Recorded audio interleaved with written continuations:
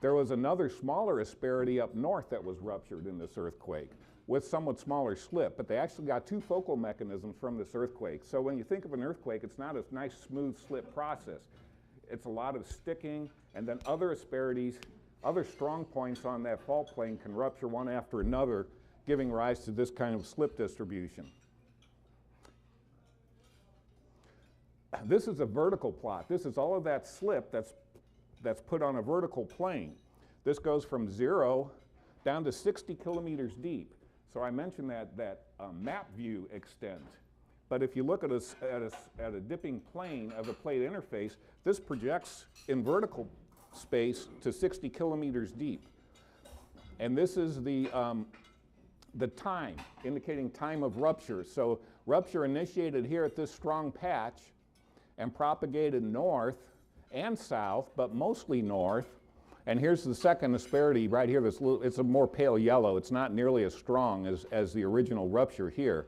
But it took 2 minutes. This is rupture time. So it was 2 minutes to travel, 360 kilometers to the north. And you can see that's where the strongest impulse was. And it's about 120 kilometers, 120 seconds later following the primary shock.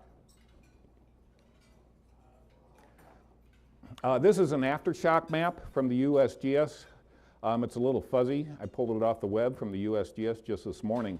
But here's the yellow aftershock. So it gives you the extent of this rupture, which was quite long, you know, almost over 300 kilometers along the plate margin here. And once again, you can see these large historical earthquakes that cluster well to the north of it, the 1960 earthquake to the south, and none of these magnitude 8s in between here in this seismic gap. Well, this is a ground motion hazard map that you might be familiar with. This is a probabilistic representation of a ground motion hazard from the historical earthquake catalog. This is done by the Global Seismic Hazard Assessment Program back in 1999. This is the area blown up and put on the USGS website. And this is interesting because if you just project the historical earthquake frequency in this area, look at the high ground motion hazard, which is upwards of 30 to 40% G and higher, 40 to 50% G to the north of it, and just to the south in the vicinity of the 1960 earthquake. But look at where the epicenter is. This has relatively lower hazard. This is why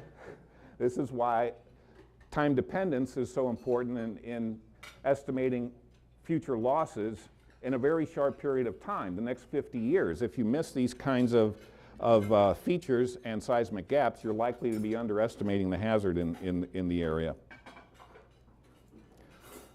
This is a computer plot of estimated intensity, ground motion intensity by the USGS. And you can see that in the epicentral area, intensities were estimated to range up to 7. I don't know if there's an 8 on there. I think, yeah, Concepcion and Constitucion are projected to be intensity 8s. This was produced soon after the earthquake, I believe within 24 hours of the earthquake. They call this pager data. And here is the as-felt data. This is reported data by the populations down here. Whoever wants to fill out an online questionnaire on what did they feel, and you can see that actually the two match very well.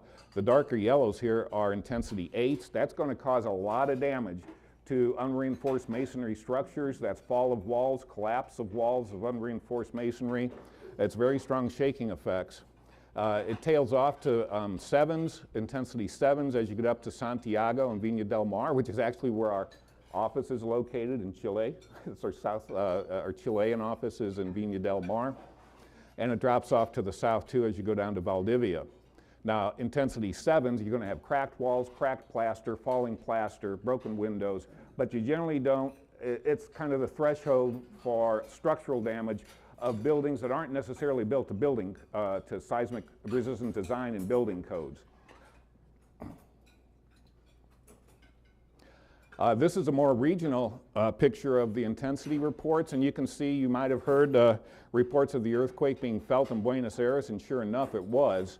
It's no damage would be expected, but intensity 4 to 5 is light to moderate shaking, very light damage if any, but people did feel it in Buenos Aires, and they felt it a long way up the coast. Even in northern Chile it was felt, so it was felt over a very broad area. This was an interesting plot on the USGS website, and this is called intensity attenuation. This is intensity from virtually nothing on up to, if you want to call the scales, complete destruction. But, and then this is distance from the epicenter out to 1,000 kilometers. The green line here is this curve that's calculated for California.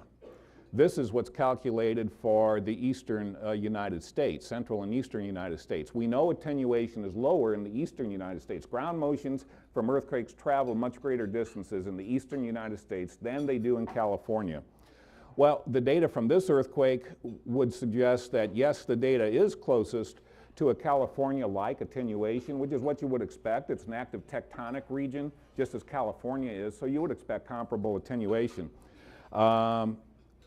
This is all reported data, so that you got to be careful here because a lot of this data, as I said, was from all over South America, and so you could be combining an eastern U.S. with a western U.S., different provinces of attenuation. If you go into Argentina and further north into Brazil, you're talking about an area that's much more like the eastern United States.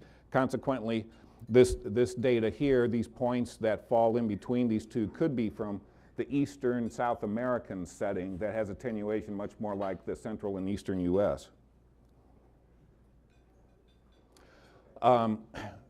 Just in closing, this is our EQECAT Latin American quake model, and this is a plot that shows our time-dependent and versus time-independent estimates of hazard.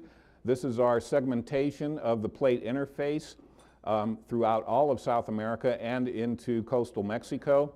And you can see the time-dependent hazard here is the blue, and the time-independent is the Poisson model. The G-shape map that I showed you for the seismic hazard was based on this Poisson model, and you can see that when we instituted the time-dependent model for the region of this earthquake, we come up with a higher hazard just because of this time-dependent effect. It was recognized that that area had not had a significant earthquake in an extremely long period of time. Consequently, the hazard is higher in that region compared to a random earthquake model.